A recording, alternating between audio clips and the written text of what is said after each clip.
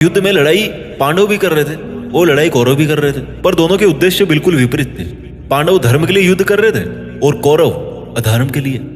दोनों एक ही मैदान में थे और दोनों ही अपनी पूरी पूरी ताकत के साथ एक दूसरे से लड़ रहे थे। काम एक होने के बाद भी, मेहनत एक होने के बाद भी कौरव हार गए और पांडव जीत गए। कारण था इंटेंशन, इरादा। एक का इंटेंशन सही था, दूसरे का गलत था। इस वीडियो की और भागवत गीता की 9वीं सीख है, सच्चाई और अच्छाई को ना कभी हराया जा सकता है और ना कभी छिपाया जा सकता है। इसलिए सच कहने से और अच्छे काम करने से कभी मत डरिए। इस विषय के बारे में भगवान बुद्ध भी कहते हैं कि सच्चाई और सूरज को ज्यादा देर तक छिपाया नहीं जा सकता, सच्चाई और चंद्रमा को ज्यादा देर तक छिपाया नहीं जा सकता। एक वक्त आने पर उनको दुनिया के सामने आना ही होता है। आप उनको सामने आने से रोक नहीं सकते। इसलिए अगर आज आप कोई ऐसा काम कर रहे हो जो गलत है, जिसमें झूठ है, तो आपको उस काम को आज ही छोड़ देना चाहिए, क्योंकि किसी ना किसी दिन आपकी सच्चाई इस दुनिया के सामने जरूर आएगी।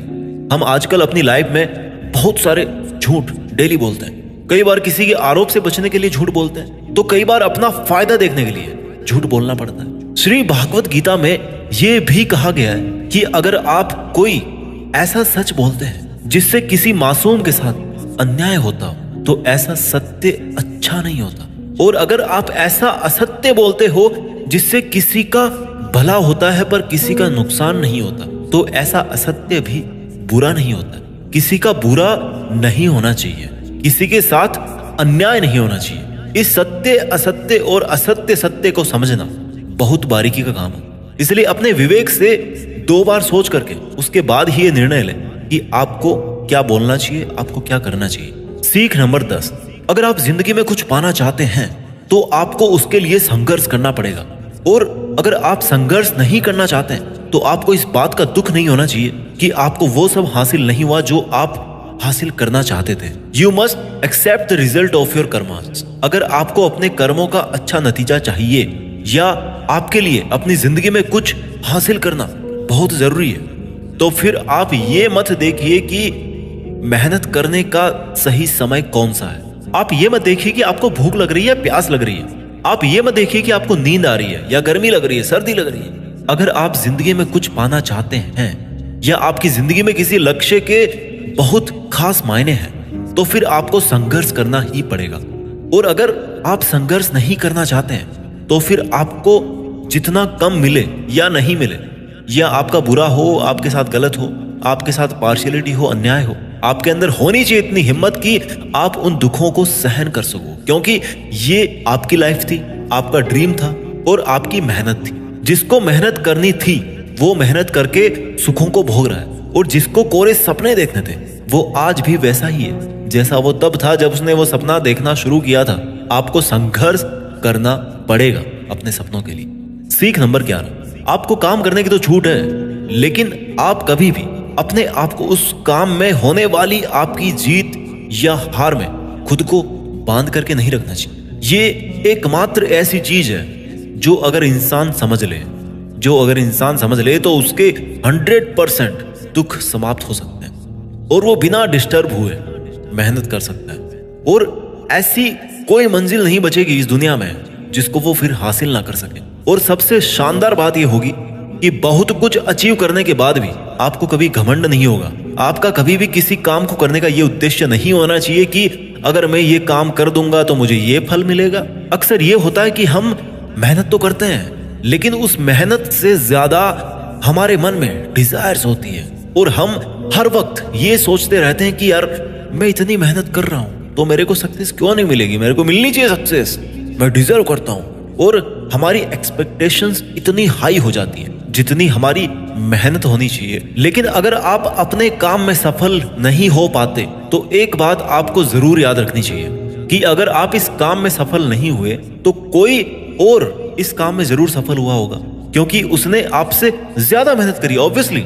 और अगर वो सफलता उसको ना मिलकर आपको मिल जाती तो उसके साथ में अन्याय होता, कहीं ना कहीं अन्याय होता, क्योंकि उसने आपसे ज्यादा मेहनत करी, क्योंकि उसके कर्म आपसे ज्यादा संघर्षशील रहे हैं और जिस दिन आपका कर्म सबसे ज्यादा संघर्षशील बन जाएगा ना, उस दिन सफलता आपकी भी हो जाएगी, इसमें कोई डाउट नहीं।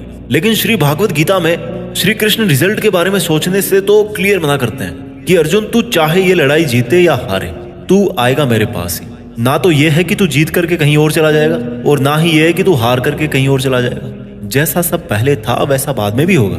इसलिए तू उठ और इस युद्ध के परिणाम के बारे में सोचे बिना ये समझ कर लड़ाई कर कि ये लड़ाई तू नहीं बल्कि मैं, यानी कि खुद स्वयं श्री कृष्ण कर रहा हूं। और फिर जो भी परिणाम आए इस लड़ाई का, कि अर्जुन को केवल लड़ाई लड़नी थी वो लड़ा, और श्री कृष्ण का काम परिणाम देना था उन्होंने दिया। श्री कृष्ण ने कहा है कि हे अर्जुन, तू तो केवल एक जरिया है उस काम को करने का, तू तो केवल एक छोटी सी वजह है उस काम की, पर वास्तव में तो मैं कृष्ण ही कर रहा हूं उस काम को। दोस्तों, आप केवल अपनी मेहनत पर ध्यान दीजिए। कोई आपको लूजर कहे या आपको फेलियर कहे, आपका काम है केवल काम करना, अपना काम करते रहें। सीख नंबर 12, इस दुनिया में हम सब अपने आप को बेहतर बनाने के लिए आए हैं, कुछ बेहतर सीखने के लिए आए हैं, और जो ऐसा नहीं कर रहा ना, वो हर दिन मर रहा है। इंसान का नाश दो तरह से होता है, एक तो जब उसका शरीर बूढ़ा हो जाए और रगों में खून दौड़ना बंद हो जाए और दिल काम करना बंद कर दे, तो उसकी मौत हो जाती है, जिसको हम सब जानते हैं, ठीक है। और दूसरी मौत कब होती है इंसान की, दूसरा नाश कब होता है, जब वो अपने मन से हार जाता है और अपने मन में ये बिठा लेता है कि इस काम को मैं नहीं कर सकता। जब इंसान अपने आप को समस्याओं के सामने इंफीरियर समझने लगता है ना, कि ये मेरी समस्या मेरे से बहुत बड़ी है, मैं इनको नहीं कर सकता, और जब इंसान की हिम्मत मरती है तो इंसान भी जिंदा लाश की तरह हो जाता है।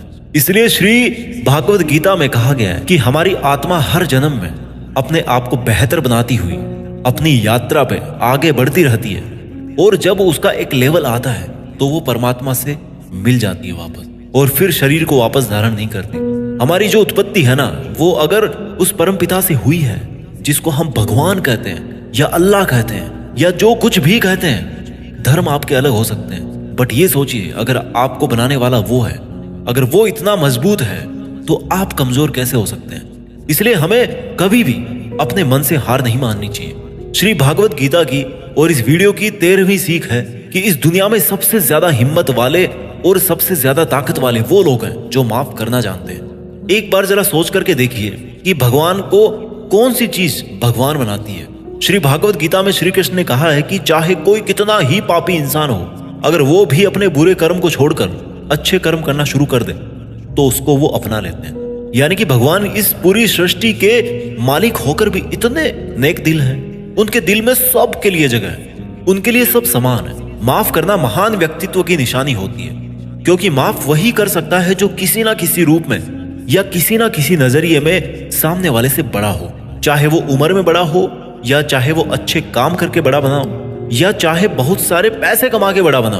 किसी की गलती पर नाराज होना या उस पर गुस्सा करना बहुत आसान काम है, कोई भी कर सकता है, लेकिन हिम्मत वाले लोग ही गलती करने वाले को माफ करके एक और मौका दे सकते हैं। सीख नंबर 14, इस दुनिया में जब भी कोई इंसान महान बनकर कुछ करता है ना, तो बाकी की दुनिया भी वैसा ही करती है। आजकल हम देखते हैं कि जब कोई फिल्मी हीरो ऐसी नई हेयर स्टाइल के साथ में आता है किसी मूवी में ना, या किसी एक अलग नए डांस स्टेप के साथ आ गया, तो वो ट्रेंडिंग में आ जाती है ना, हर कोई उसकी कॉपी करता है, ट्रेंड बन जाता है वो।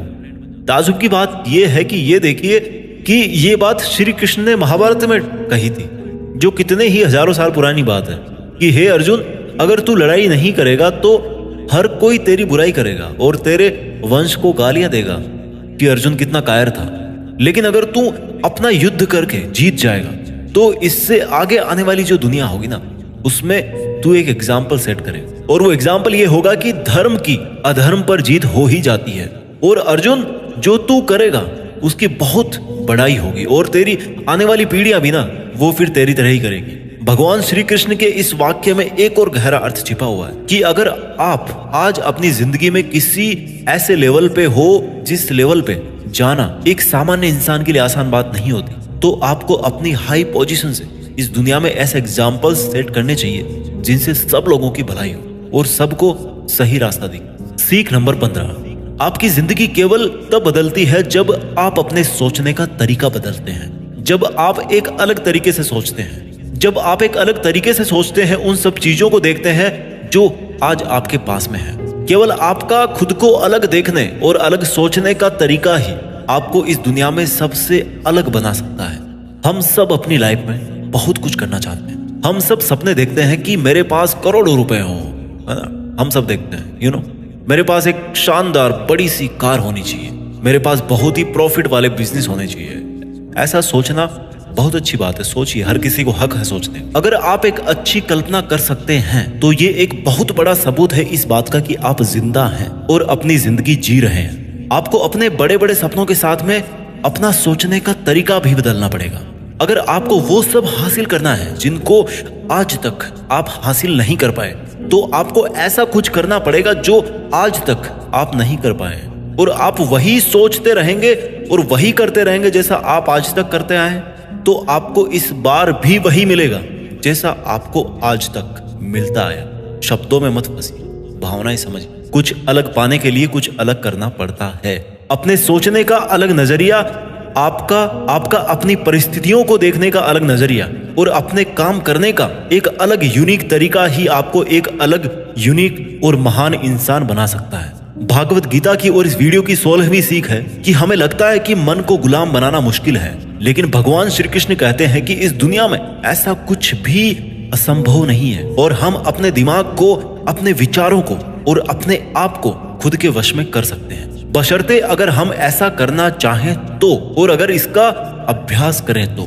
जब श्री कृष्ण अर्जुन को कहते हैं कि हे अर्जुन, तुझे अपने मन को काबू में रखकर अभी केवल और केवल अपने युद्ध पर ध्यान देना चाहिए, तो अर्जुन क्रॉस क्वेश्चन करते हैं कि हे कृष्ण, आपने कह तो दिया कि ये मन हर बीमारी की और हर दुख की जड़ है, पर ऐसा तो हो ही नहीं सकता कि इंसान अपने मन को पूरी तरह से अपने काबू में कर ले। तो फिर ऐसा कौन सा तरीका है जिससे मैं इस मन को काबू में कर सकूं? और भगवान कृष्ण जवाब में कहते हैं कि दुनिया में ऐसा